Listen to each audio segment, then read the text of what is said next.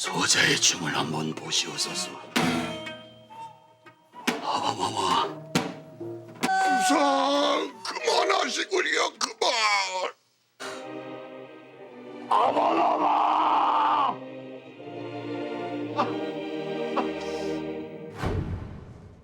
이제 아우님께서 제 역할을 다하기만 하면 이 나라의 왕이 바뀌겠네요. 왕위에 오르시면 저와의 약조는 전부 지켜주시는 거죠. 그 또한 아우님께 달렸겠지요.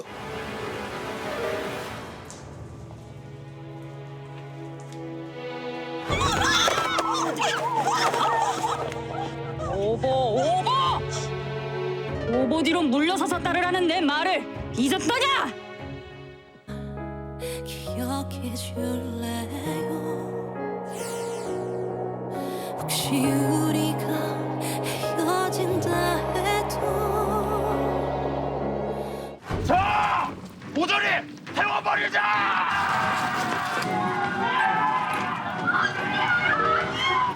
백성들이 불을 놓았다.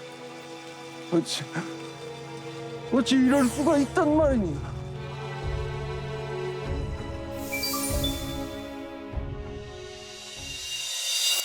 KBS는 9월의 첫째 주를 시청자 주간으로 선정해 기념하고 있습니다. 그래서 오늘 역사저널 그날은 특별히 그동안 시청자 여러분께서 정말 아끼고 사랑해 주셨던 KBS의 대표 사극을 통한 역사 이야기를 준비했습니다. 이 사극들을 둘로 나눌 수 있습니다.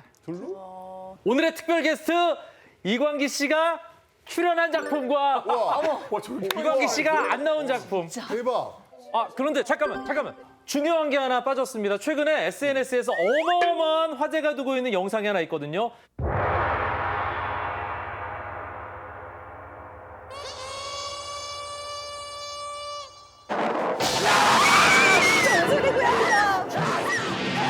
우리 이러고 봐야 돼.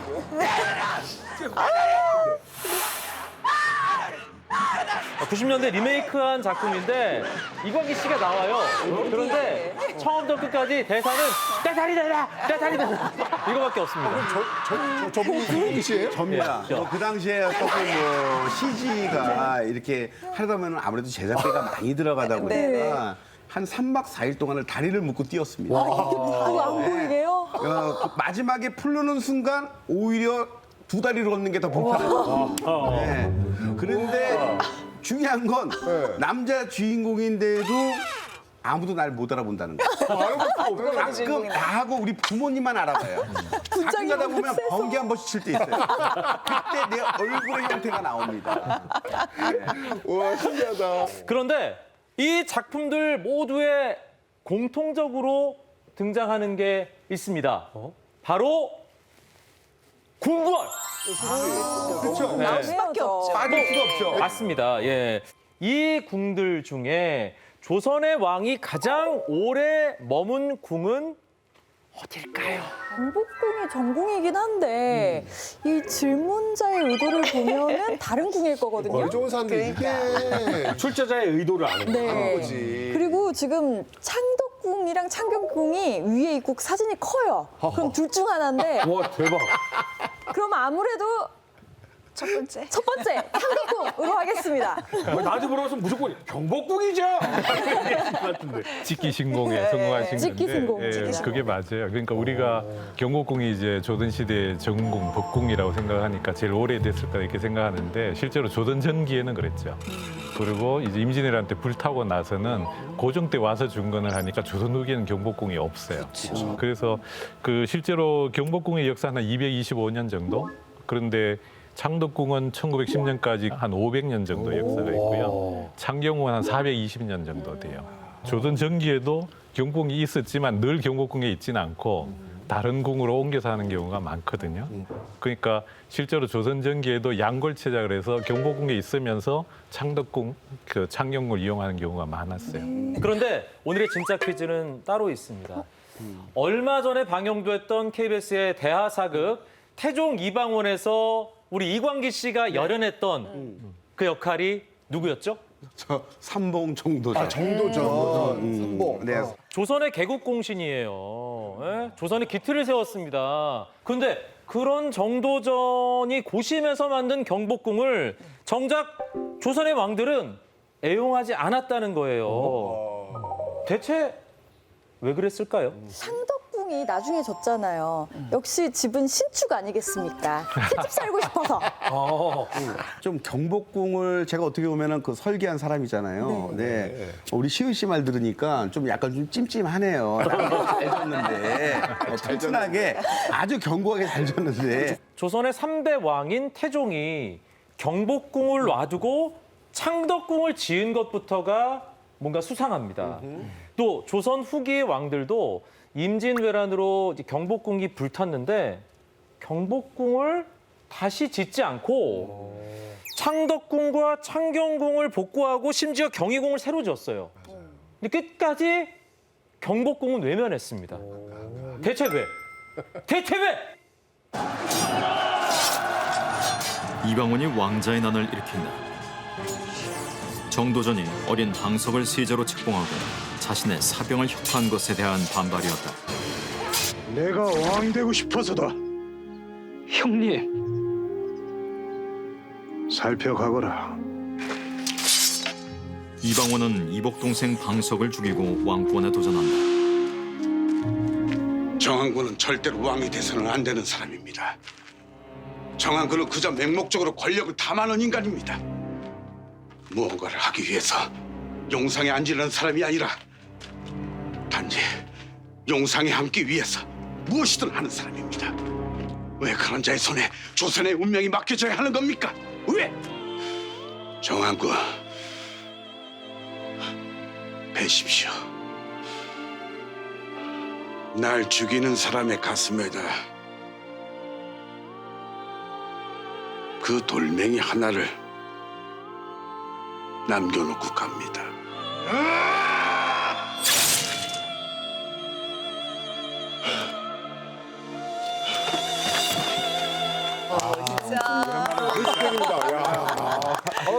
문장 하나, 돌멩이 하나 남겨. 와, 감동이다. 그러니까 대사 좋지만 저걸 소화해내는 그 배우의 연기력이 진짜 명품 배우 우리 이광기 씨와 함께하는 역사전의 그날입니다. 네.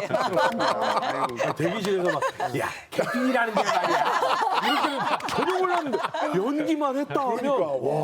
그러니까 해가 거듭될수록 굉장히 멋있어지는 배우 중에 한 분이신 것 같아요. 네, 네. 노년을 즐겨야 되지 않겠습니까? 자, 오늘 역사전의 그날 부제가 조선의 왕 경복궁을 버리다예요. 왕이 전궁을 버린다. 굉장히 도발적인 표현 아닌가요? 아니 근데 여지껏 나온 내용들을 종합해 보면 사실은 조선을 만드는데 주역이었던 이방원도 잘 안 쓰고 임진왜란 때 붙었는데 그 오랜 기간 동안 복원도 안 해놓고 있다가 고종 때 복원이 되고 이러는 거 보면 그냥 다들 버려둔 게 맞다라는 느낌이 좀 들긴 해요. 이쯤 되면 뭐 경복궁만은 피하고 싶어 이런 느낌이에요. 솔직히 조선의 궁 하면은 경복궁이 떠올랐는데 되게 의외예요. 잘못 만드신 거 아니 아니에요? 그러니까 제가 대사 중에 날 죽인 사람 가슴에다 돌멩이 하나를 남겨놓는다는데 그 대사를 잘못한 것 같아요. 왜요? 네. 그것 때문에 지금 이런 하단이 일어난 거 아닙니까? 이 돌멩이 짓눌린 상태에서 잘 수 그러니까요. 없어 이런 건가요? 네. 가위 눌린 것 아, 같고. 경복궁에서 자면 내 돌멩이 내놔. 진짜 돌멩이가 아니라 바위덩이가 하나 있었을 것 같아요. 이복 동생 정도전에 원한이 서려 있지, 또 아버지 이성계의 손에 눈물이 있는 그곳 거기 있고 싶었겠어요. 태종 입장에서. 네. 그러니까 태종 이성계가 건국 3년 차였던 이제 1394년이었죠. 그 한양으로 이제 천도하면서 경복궁을 짓게 되는데 지금 보신 것처럼 네. 왕자의 난 이후에 태조가 물러나고 이대 왕이죠. 정종이 이제 올라오면서 다시 개경으로 돌아가지 않습니까? 1399년이거든요. 그런데 3대 왕 이제 태종 이방원이 즉위하게 되면서 다시 또 한양으로 오려고 하는데 그때 이방원이 경복궁을 바로 가는 게 아니라 궁을 하나 좀 새로 지어라 라고 이야기한단 말이에요. 그 궁이 바로 창덕궁. 예, 창덕궁이 되는 거죠.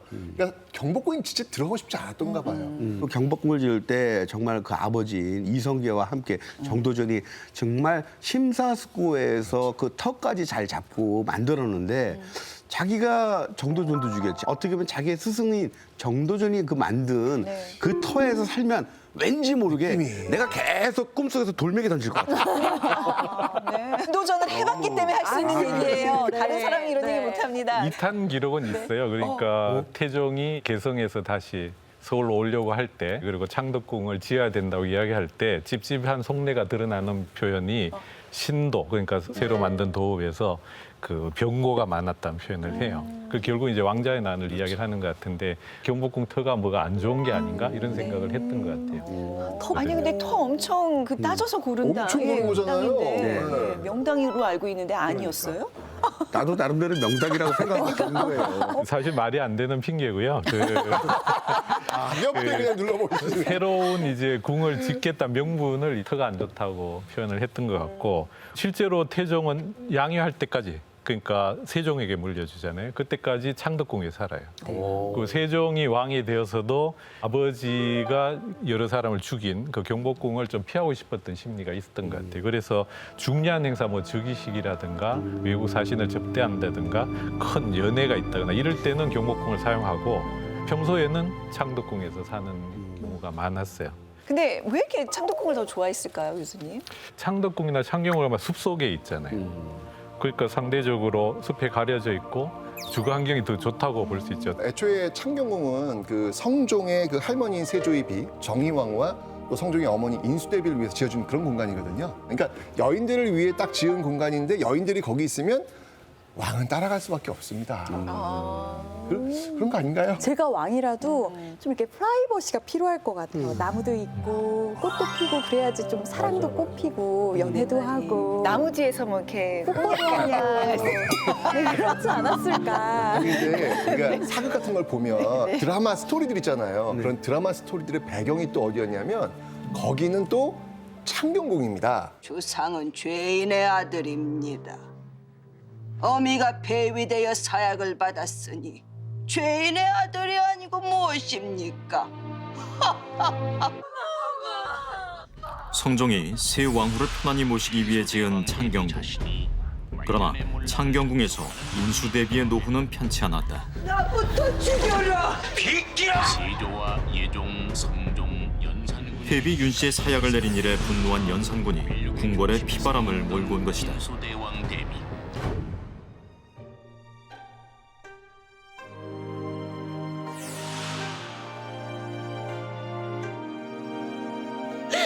부디 제 손을 놓지 마시옵소서 전하. 장희빈은 아들을 낳아 중전의 자리에까지 오른다. 그러나 영원할 것 같던 왕의 총에도 끝은 있었다. 희빈마마 나를 죽이려거든 세자부터 죽이고 하질 않았더냐. 세자를 죽이지 아니하고서는 결코 나를 죽일 수가 없을 것이니라. 장희빈이 포귀한 인현왕후를 저주한 것이 발각되고 결국 장희빈은 사약을 받는다. 창경궁에서 시작된 창경궁에서 끝난 사랑이었다. 진짜 암투 중에 암투는 다 이 창경궁에서 일어났었네요. 네, 아까 그 왕과비에서 연산군 얘기 나오잖아요. 네. 그 모든 역사의 시작이 인수대비가 이제 왕비가 못 됐지만 자기 아들을 한명회와 같이 협력해서 왕으로 만들어서 그 아들이 바로 성종. 네. 그 아버지는 저한테 지금 물어보세요. 세조 장남 운영세자입니다. 네, 정답입니다. 네. 근데 왜 얘기 꺼내냐면 네. 엄마는 채씨라고 그 아빠가 이광기예요. 아, 그랬었나요? 왕가비에서 네, 제가 이제 의경세자 역할을 했었어요. 아. 네, 비중이 크진 않았어요. 네, 일찍 죽었죠. 네, 네, 우리는 오래가는 역할을 막 하기를 원했는데 짧고 굵게 죽이시더라고요. 그래서 마지막 죽을 때 의경세자가 이제 죽잖아요. 그때 제가 계속 병을 걸렸으니까 기침을 쿨럭쿨럭했어. 네. 근데 작가님이 그걸 너무 감동적으로 보시고 야, 쟤는 진짜 아픈 애 같아. 자. 저게 바로 나와요. 막 속에서 뭐 폐질환가 있는 것처럼 나 죽고 나서 회상으로 한 5회분을 다 해주고 그럼 출연료가 더 나오거든. 팀소리가 안 잊혀져. 24년 만에 다시 한번 우리가 소환해 볼까요? 6회 갑니다. 야, 이때 기침하는 거 나오나요? 세자 책봉을 받으셨다고 해서 마음을 놓으시면 아니 됩니다. 무슨 말씀을 그리 하십니까? 그 자리를 지키셔야 보위에 오르십니다.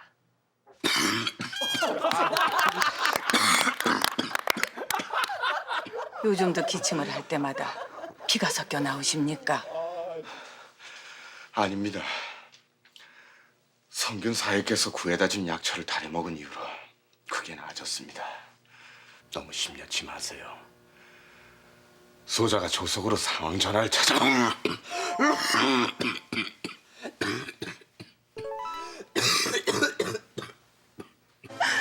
밖에 누구 없느냐? 세자 좀 없겠어. 살아야 한다.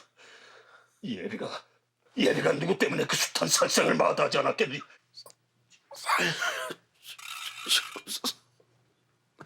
눈을 떠보라고 하지 않느냐? 장이야! 눈을 떠라, 장이야. 대사보다는 근데 약간 액션이나 뭐 기침 같은 이런 대사가 안 나오는 연기가 더 명품이시고. 아니야, 대사도 잘해. 근데 저 드라마를 통해서 좀 사실 또 이광기 씨뿐만 아니라 최실아 씨 연기도 좀 압권이었잖아요. 압권이었죠, 진짜. 네. 데뷔를 사사하세요. 막 효독한 그 표정. 완전히. 이런 고역한 마마. 어느 예법에 시어미가 죄를 짓고 쫓겨난 며느리의 무덤에 술을 올린다고 하더냐? 저희 어린 시절에는 그냥 이수대비 하면 그냥 최시라. 이게 그냥 동일 인물이었다라고 생각이 드는데 근데 정말로 기구하지 않아요. 아니 이제 왕이 될 거야 내 남편이. 아 근데 돌아가셨어. 하면서 돌아가셨어. 그래서 쫓겨났다가 아들이 왕이 돼서 이야 내가 이제 더 이상 이 세상 죽어도 여한이 없어. 아유 손주나 보면서 살아야지. 손주가 연산군이야. 아 진짜. 아유 어떻게 인생. 구하네요. 그 실제로 손자인 연산군 10년의 인수대비가 돌아가시는데 그 직전에 연산군이 그 성종 후궁이었던 엄씨 장씨를 때려 죽였어요. 그리고 이제 인수대비전에 가서 아까 화면 나오듯이 이제 폐악질을 하고 이러니까 상당히 쇼크를 받았을 텐데 그러고 한 달 정도 지나서 돌아가셨거든요. 충격으로 돌아가신 거네요. 이게 연산군이 정말 미쳤어. 그러니까 이 데뷔의 이 장례식도 규정보다 더 일찍 당겼고요. 중요한 건 그 빈소 옆에서 계속 풍악을 울려요. 이게 미친 거지 이게. 근데 인수대비 입장에서는 창경궁이 이게 궁이 아니라 그냥 감옥이었을 것 같잖아요. 네. 인수대비가 살다가 돌아오신 것이 경춘전이라는 곳이 있어요. 창경궁에. 근데 여기에 그 이후에 누가 사시냐면 장희빈 때 폐비가 되었다가 돌아온 인현왕후가 여기서 살다가 돌아가신 곳이죠. 그 뒤에는 사도세자가 여기에서 살았어요. 그래서 용이 이제 구슬을 물고 들어오는 용꿈을 꾸고 정조가 태어난 것도 이 경춘전이에요. 같은 건물이에요. 그러니까 이제 정조로서도 사도세자와도 사연이 있기 때문에 이 건물에 굉장히 애착이 많았었는데 이제 사도세자가 돌아가시고 정조가 왕이 되어서 어머니를 위해서 지어준 건물이 자경전이라는 건물도 역시 창경궁에 있어요. 근데 이 자경전은 그 맞은편에 보면 지금 서울대 의대 쪽이죠. 그 경복이나 사도세자 사당이 있었거든요. 그걸 마주 보는 그런 자리에다가 어머니를 모시는 자경전이라는 건물을 또 지었죠. 사실 지금 말씀하셨던 그 자경전 있잖아요. 자경전은 고종 10년 때 화재로 이게 불타버리게 되고요. 더 안타까웠던 건 그 터에 1911년 일제강점기죠. 여기 이제 장서각이라고 하는 그 일본 기와집 이 건물이 들어오게 됩니다. 그래서 도서관 겸 박물관으로 활용되게 되는 좀 아픔이 있는 곳이에요. 조선을 대표하는 궁궐이었던 창경궁 안쪽에 꽤 오랫동안 우뚝 솟아있던 일본식 건물입니다. 어머니인 해경궁 홍씨를 위해 지은 자경전 터에 이런 건물이 들어서 있다는 걸 정조 임금께서 아셨다면 어떤 마음이었을까요? 통곡하시겠다. 그런데 사실 이 장서각이 세워지기 훨씬 이전부터 창경궁은 창경궁이 아니었습니다. 넌 뭐야? 갑자기 왜 이 그래? 음악은 뭐지? 뭐야? 저기 뭐야? 저기 저. 아마존인가 뭔가? 거기. 대박. 원, 투, 쓰리, 포. 위로 아래로 지금 외우신 여러분들을 환영합니다. 땡큐. 박수는 이렇게 요래 컴온 아서 신난다. 원, 투, 창경궁. 웰컴 투 테마파크. 공식 인사법. 안녕하세요, 손흥민입니다. 와우. 여기는 궁인가 아니면 동물원인가? 없는 동물 없습니다. 하마 있습니다. 사자 있습니다. 낙타, 타조, 앵무새 다 있습니다. 여기는 창경원. 춤단지 있어요. 뱃놀이 가능해. 벚꽃이 살짝 벚놀이 하세요. 여기는 야간에도 개장해요. 가족애인 재미있게 놀다 가는 창경원. 와우, 예. 잠깐 여러분. 아니 이게 뭐예요? 지금 우리 역사 프로그램 이 진지하고 진중한 역사 프로그램에서 갑자기 뭐예요 이게? 정조 임금께서 지금 토곡하는 소리 안 들리십니까? 그런데 누구세요? 저는 놀이공원 테마파크 가이드였던 축구 윤주현이라고 합니다. 만났습니다. 기억난다. 창경궁이 약간 일제에 의해서 놀이 시설이 됐는데 이렇게 소개해서 너무나 죄송합니다. 진심은 아니었던 거예요. 연기였습니다, 여러분. 근데 그 당시에는 진짜 이렇게 홍보하고 싶었을 것 저렇게 같아요. 했을 거야, 아마. 일제는, 네. 그죠? 지금 우리 윤축구 주현 씨가 소개해드린 내용이 다 사실입니다. 1909년 11월 1일에 창경궁 안에 동물원, 식물원이 자리를 잡습니다. 그리고 1911년 4월 26일에 박물관, 동물원, 식물원을 합쳐서 창경원으로 불리게 됩니다. 1920년 4월 어느 날 당시 서울 인구의 10분의 1에 달하는 28,000명이 이 당시 창경원을 찾았다니까 어마어마한 인기를 끌었다는 것을 알 수 있습니다. 이 창경원은 해방 후 한참 지난 1983년에야 폐쇄됐습니다. 저도 사실 그 어릴 때 기억에 남는 거는요. 창경원에 호랑이가 있었어요. 있었죠. 호랑이 오줌 맞아 보셨어요? 아니요. 저 어릴 때 창경원에서 호랑이 이렇게 보고 있다가 갑자기 꼬랑지를 뒤로 들더라고. 쟤 뭐 하나 해서 오줌을 쏘는데 물총처럼 나오더라고. 촥 나가고 제가 맞았잖아요. 진짜요? 네. 우와. 잊지 창경원에서 못하시겠네. 저는 영원히 창경원을 잊지 못해요. 그러겠네. 네. 아 그때 그 오줌을 맞아서 조선 그 시대에 연기를 많이 하시는 그러게요. 그런 것 같아요. 그리고 나서부터 한이 맺힌 거야. 한이 맺혔어. 그 창경원에 있던 동물들은 창경원을 폐쇄한 후에 서울대공원으로 옮겼고요. 창경원에 벚나무가 그렇게 많았습니다. 그쵸. 그 벚나무 어디 있냐? 매년 4월에 여의도에서 뭐 있죠? 윤중로 벚꽃축제 윤중로로 옮겨 심었다. 진짜요? 이렇게 온 거구나.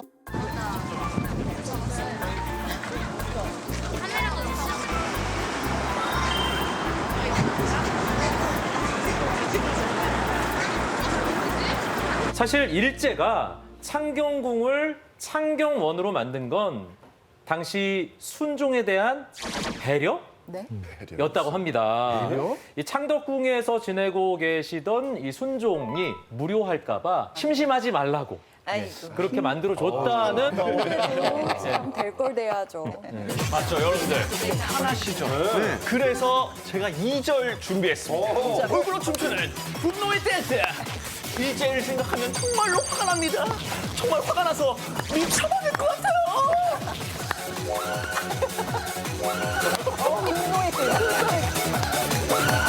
여기까지 마무리. 일제는 밉지만 여러분들은 사랑합니다.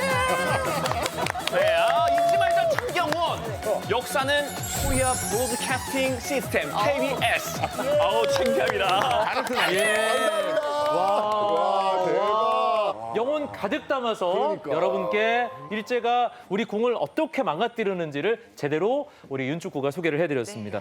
사실 이 창경궁이 창경원이 된 것도 가슴이 아픈데 이보다 더 충격적인 일이 일제강점기에 아주 노골적으로 자행됐습니다. 무력했던 이 순종조차도 깜짝 놀라서 조선 총독부에 이건 아니지 않소!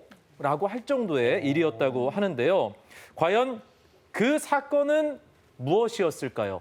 시청자 주간을 맞아서 여러분께 특별히 전해드리는 역사저널 그날 두 번째 드라마 우투더 영투더 우 박은빈 씨가 열연했던 연모에서 힌트를 찾아보시죠.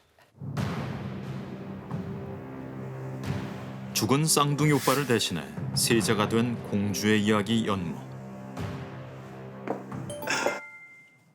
받아주시지요. 성은이 만극하옵니다. 좋아.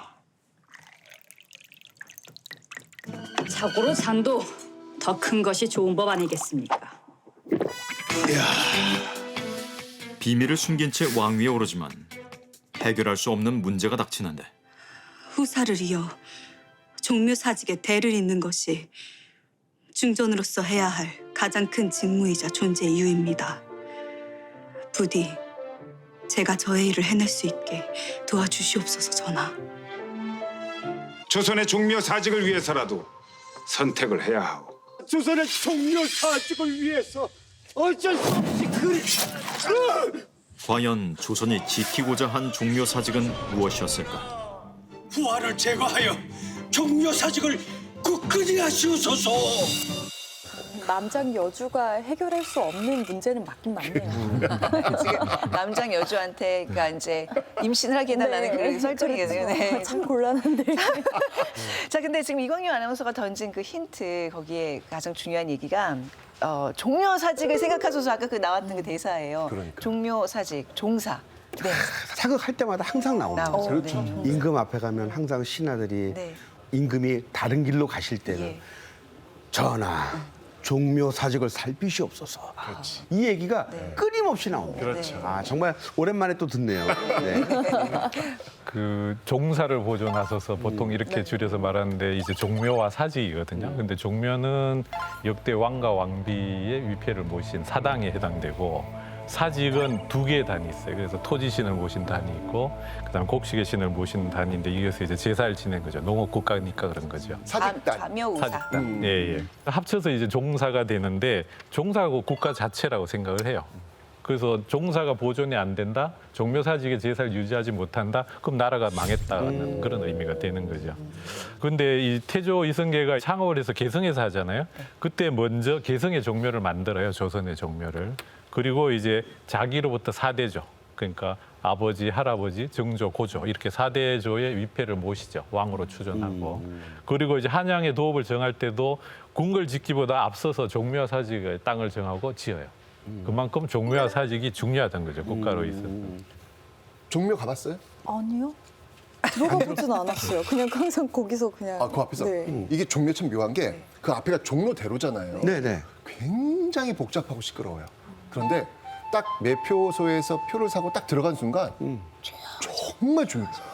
그 뭔가 기운이 쫙 눌리는 그런 느낌이 지금도 있어요. 이게 선조 수종실록에 보면 일본이 이게 빠르게 쫙 북상을 하잖아요. 근데 왔는데 이제 궁궐 다 불타니까 어디에 머물렀냐면 바로 종묘에 머물러요. 네. 종묘에 머물렀는데 부하가 갑자기 급사하기도 하고 야 여기 왜 이래 느낌 왜 이래 봤더니 여기가 바로 그 역대 왕들의 그 위패를 모셔놓은 신령스러운 곳이다라고 딱 한 순간 야 여기 이상해라고 불태워버리고 그냥 도망가잖아요. 선조가 이제 임진왜란때 피란을 갔다가 다시 서울에 오면서 종묘를 다시 복원을 합니다.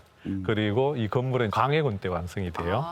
그래서 지금 현재 유네스코 세계유산이죠. 종묘가 우리나라에서 아마 제일 긴 건축물 아닐까 싶어요. 지금 정전으로 치면 101m쯤 되거든요. 그 동쪽에서 서쪽까지 길이가. 근데 이게 처음부터 그런 건 아니에요. 처음에는 모실 분이 많지 않잖아요. 조선 초에는. 7개 칸을 만들고 아까 말한 개성에서 모셨던 사대조를 모셔오고 그다음에 후대 국왕을 모실 수 있는 자리를 만들어서 7칸으로 시작을 한 거죠. 근데 이제 왕이 점점 늘어나잖아요. 그러면 이제 신실이 늘어나야 되겠죠. 그래서 똑같은 건물을 계속 지어 나가는 거예요, 옆으로.